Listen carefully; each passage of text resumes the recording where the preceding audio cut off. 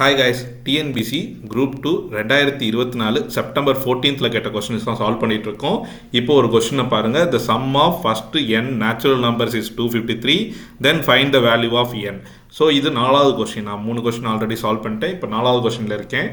So இதில் நம்ம என்ன பண்ணலாம் அப்படிங்கிறத பாருங்கள். இது ஒரு சீக்வன்ஸ் அண்ட் சீரியஸ் ப்ராப்ளம், அதாவது தொடர் எண்கள் அந்த மாதிரி கேள்வி தான்.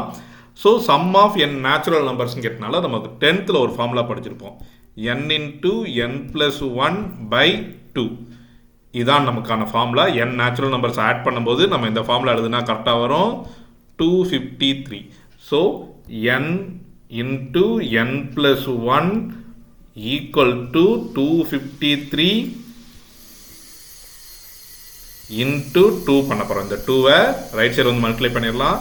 6 0 1 5 506 வருது. ஸோ இப்போ இதுக்கு நம்ம 2-3 ஐடியா இருக்குது. ஆனால் ரொம்ப ஈஸியான ஐடியா. இதை நம்ம மல்டிப்ளை பண்ணோம்னா குவாட்ரிக் ஈக்குவேஷன் கிடைக்கும், பெரிய வேல்யூவாக வரும். அவ்வளோ பெருசு நம்ம போக வேணாம். கொடுத்துருக்க ஆப்ஷன் வச்சு பார்க்கலாம். 22 23. ஸோ ஒரு நம்பரை ஆட் பண்ணிக்க போகிறோம். 22 into 23 என்னன்னு பார்க்க போகிறோம். 6 4 4 6 4 6 6. ஸோ 3 2 6 3 2 6 2 2 4 2 2 4. ஸோ ஆட் பண்ணால் 6 0 5 வந்துடும். ஸோ 506. அப்போ நான் 22 தான் கரெக்டு. நம்ம அடுத்ததையும் பார்ப்போம். 18 into 19. எதனால் இப்படி பண்ணுறோம்னா நம்ம மல்டிப்ளேஷன்ஸ், அதாவது நமக்கு n into n plus 1 கொடுத்தனால நமக்கு n தான் வேணும். ஸோ 1 ஆட் பண்ணி நம்ம செக் பண்ணி பார்க்க போகிறோம். இது வந்து என்ன வரும்னா 180 minus 18 வரும். அப்போ என்ன வந்துடும் 162 வந்துடும். கிடையாது, 180. ஆமாம், 180 360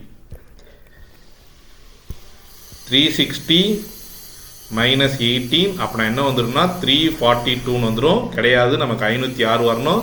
ஸோ நமக்கு 22 தான் கரெக்ட் முடிவு பண்ணனால அதே நம்ம ஆன்சர் எடுத்துடலாம். இந்த வீடியோ உங்களுக்கு புரிஞ்சிருக்குன்னு நினைக்கிறேன்.